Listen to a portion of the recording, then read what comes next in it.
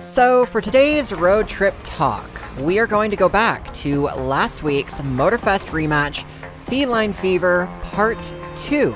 This is the event Tsuchiya style, performed in the Mitsubishi Lancer Evo 6 GSR. Now, when you play this event for the first time, you are using a lightly tuned version of the car, one that is lacking the essential affixes like slippery and hot head.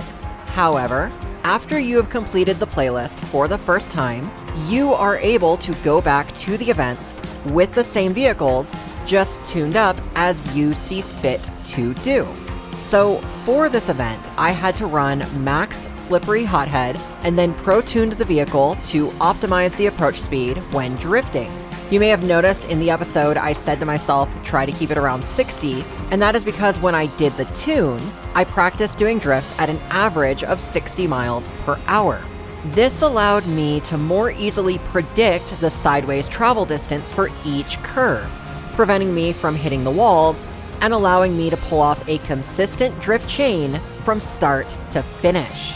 My final score of 759,000 actually put me in the top 100 at the time of recording, in a playlist which had been run by over 2 million people. In my view, that is something to be proud of. Now, there are other projects I have done over the past few years where that level of prep and choreography has been pretty mandatory. If you watched Motorfest Arcade, which I had V2 narrate, I was still the one who did all the film work for that, obviously. And while the winning run had a clear time of 12:36, that was by no means the fastest time.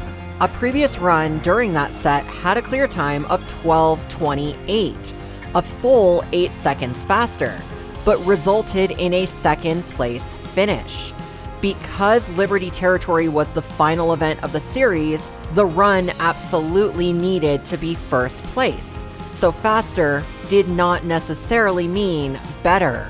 And going forward, you can bet that a future episode of Motorfest Rematch is going to feature a return of the 4 Chiefs. It is just a given because when Ivory Tower unveiled Season 5, the Rivals matches were the selling point. And at the expense of spoiling some of my own work, I want to show you a screen cap of how many losses it took to get a run, which was, from a director standpoint, satisfactory. Against Shade alone, 37 losses on 1-star difficulty. And that's not even accurate, because I did that shoot across multiple days. The actual is probably double that, closer to 80. And you have to understand, as a choreographer, being first or completing the criteria is just not enough. Like, let me explain all the ways that a shoot can go wrong. Bear in mind, this is going largely by law enforcement rules and reality notwithstanding. First off, if I hit a civilian motorist, that is a restart. If a rival or one of their lackeys hits a civilian and I see it, that is a restart. If I hit an enemy and parts of their car phase into my vehicle, that is a restart. If the enemy gets far enough away to trigger the evasion warning, that is another restart. And most importantly, because replay footage is capped at 5 minutes, if a chase takes longer than that, it is a restart.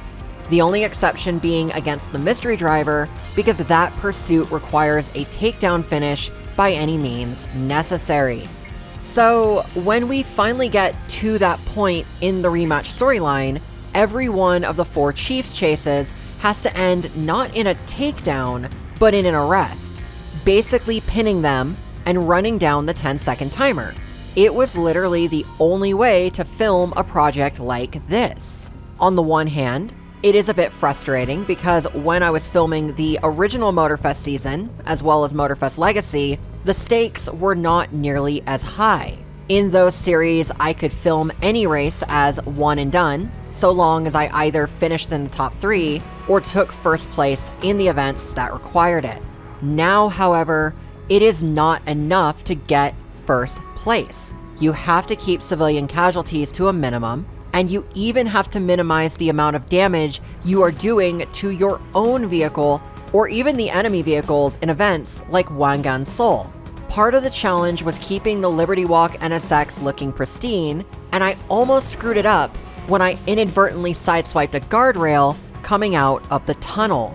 But on the other hand, even after putting all of that out there, I would honestly say this has been one of the most rewarding projects for me to film. It stands out from other Motorfest content.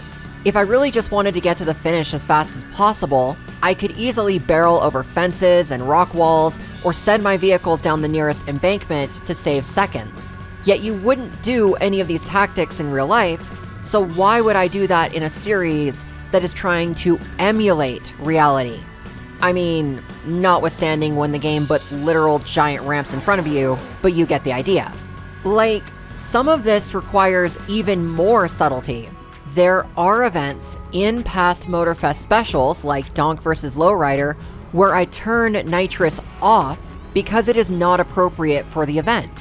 When you have two vehicles competing at the same spec, or near identical at the very least, you do not want something like nitro tampering with the results. For example, let's say that I were to run the Maui loop between myself and V2. I would use the Ogmios, obviously, and she would use the Ogmios Pursuit class. That is why those two vehicles were specifically chosen, and if we do run that event in a future episode, then both vehicles would have nitro disabled to give a definitive difference in technique according to what the plot demands.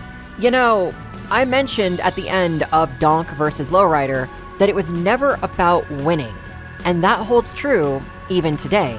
It is better to almost throw an event and get a slower time if it means that the enemy is in your peripheral vision for longer. It creates more compelling shots, meaning that running at lower difficulties and even slightly slower cars goes a long way in controlling the flow of the event so that you get the perfect shot. And the only reason that Tsuchiya style ended with a top 100 run is because there was only one variable in that event. The variable was me. In a vacuum, I can be a very good racer. I have been playing racing games for over 25 years. That said, you don't always come here to watch a good racer. Instead, you come here to watch a compelling racer.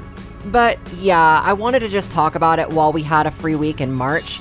Given the schedule, Rematch Episode 3 doesn't come out until the 31st instead of the 24th, meaning that the teasers for the episode begin next Tuesday. If you enjoyed this behind-the-scenes discussion, be sure to check out the first 2 episodes of Motorfest Rematch, as well as the original specials and prior seasons that we did. Thank you so much for watching, and I'll be seeing you in the next videos.